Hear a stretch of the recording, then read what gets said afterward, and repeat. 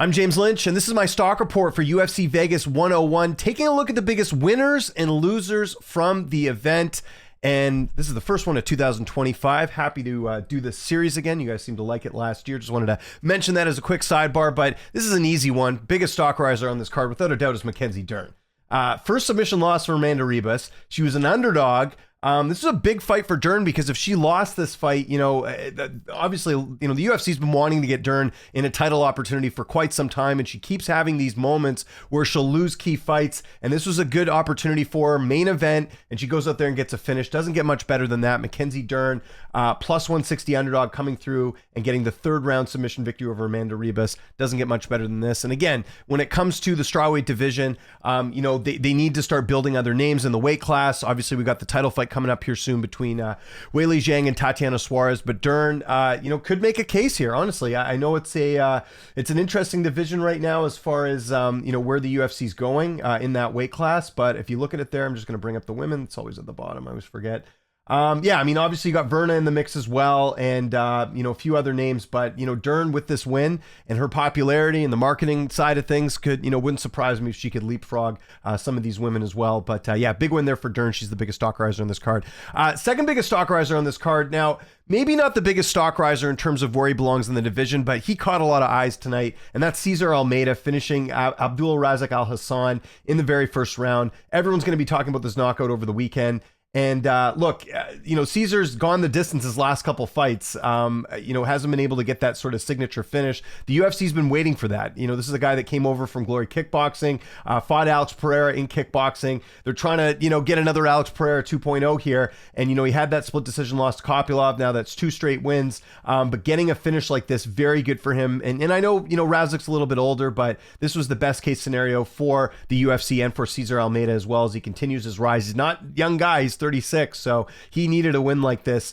Don't be surprised if he gets another ranked opponent, or Abdul Razak Hassan's not ranked, but someone like a ranked opponent next after getting a big win like that. He was a big stock riser on this card too. And my other stock riser that I got to mention on here, how about Christian Rodriguez? I didn't really see anyone picking him in this spot. A lot of people, talking about the weight cut issues and everything else, but he goes out there and takes out Austin Bashley, who was undefeated. That's a good win for Christian. Got to give my guy Alex Behunin a quick credit here, because he was the one who has the tweet up about who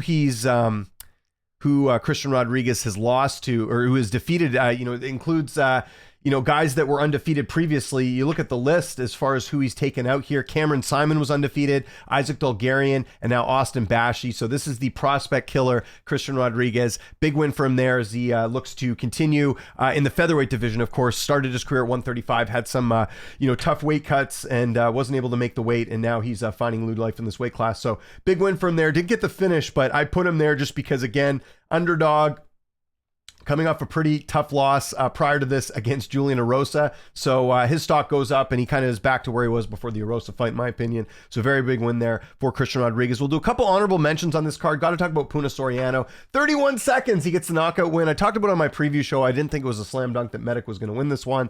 He can pack a punch. Good win for him there, as he's also a guy who's found a new weight class. Remember, primarily fought at 185. Got to mention Felipe Buenez, underdog, taking out Jose Johnson. First round finish there. That always looks good on the resume. Yeah, he's 35, but he was expected to lose here as a plus 150 underdog. And then the other name that I got to mention here as far as a stock riser is Fatima Klein. Now, I know Klein was a huge favorite going into this fight, and some people were questioning why that was, but for her to go out there and get a finish, especially in the women's division, you don't see a ton of finishes. Very, very, very strawweight division, I should say. Very big win there for Fatima Klein. She's not going to get the same treatment her next fight. She'll get a better opponent, I'm sure. But just to go out there and finish and get your your win in your proper weight class, very big win there for Fatima. She certainly set the tone of the rest of the card, as we saw a number of finishes on this card. Again, if there's any stock risers on this card that you disagree with me here, I'd like to hear your top 3. If not the top 3 I went with here, would love to hear your feedback. Jacoby Smith's one other guy I'll give an honorable mention to. Again, same sort of thing. Big favorite going into this fight. First round finish. He looks very legit. Didn't Cormier compare him to Khabib Nurmagomedov? We'll see, but off to a good start in his UFC career for sure. Okay, let's get to our stock droppers. Now, there's a couple different ways you could have gone with this one. On this one, I went with where everyone was sort of leaning, and for me, it's Austin Bashley. And listen, I hate to put him on here after his debut. He's only 23 years old, but there was a lot of hype there. Had he won this fight, he beat a tough guy like Christian Rodriguez, we'd be seeing the fast tracking for him, right? Because we've seen this with young prospects with the UFC, and this isn't a knock on Austin, by the way. It's more public perception. A lot of people I heard saying, this is the guy you got to keep an eye on, and for him to lose his debut, it's tough, but this is the UFC for a reason. You're going to fight some good opposition there, and I don't think he fought bad by any means, but I just think that again, the hype's kind of gone with Austin Bashley with him losing this fight. So I put him in the number one spot. But again, he's one of these guys that's young enough. Yeah, this is probably the best thing that's going to happen to him because, he gets this loss early in his career and then he, makes the adjustments and goes on some crazy run here. So Austin Bashley, biggest stock dropper. This is probably the one that people would have gone with, but to me, it's just so obvious. But Amanda Rebus has got to be a big stock dropper on this card, mainly for the fact that she was close to title contention as well. I know she lost to Rose in her last fight, but that was at 125.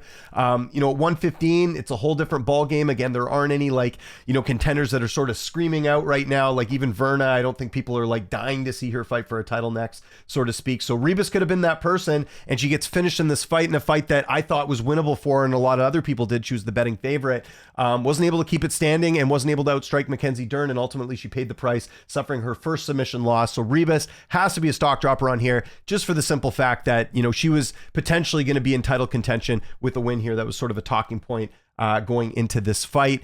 The other stock dropper, he was an underdog here, but I got to give him a mention, and that's Chris Curtis, just because he can't really afford any more losses in his career. Now, this was a great fight. I don't think Curtis, as far as Curtis's stock with the fans, I mean, I know there's a whole, the social media side of Chris Curtis, and then there's the fighter Chris Curtis. We'll focus on the Chris Curtis, the fighter. I thought Chris Curtis, the fighter, performed quite well. This stock drop is more so the optics. He gets finished in this fight, right? He's coming off a fight against Brendan Allen that was pretty close, and a lot of people felt like, you know what, he performed well. He's probably still in that mix of a ranked opponent, but he got finished here. And the big issue here with Chris Curtis is he's 37. So as far as him losing a second straight fight, that's really tough for a guy who's 37. Where does he go from here? It's tough to say, right? Kopylov, certainly, was favored for a reason going into this fight. He's 32 years old. He's kind of, finding his footing in the UFC now. That's a couple, key wins for him there. But I just think for Curtis, when you're one of these fighters that's a bit older in the weight class and you suffer back-to-back losses, we're kind of getting to that territory of what do you do with them? I would be pretty sure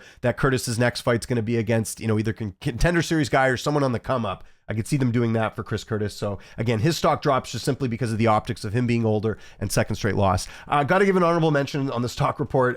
Another stock dropper in this spot has got to be Jose Johnson. He was favored in this fight.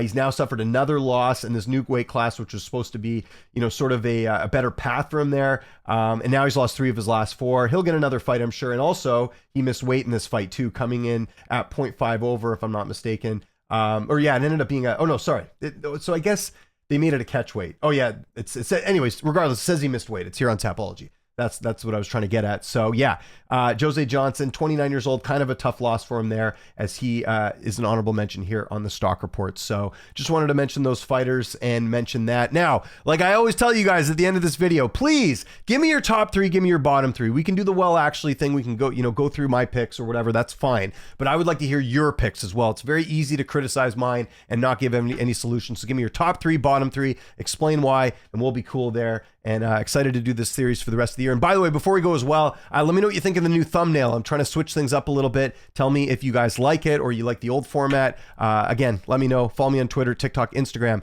@Lynch on Sports. My name is James Lynch. Thanks so much for watching, and I'll see you next time.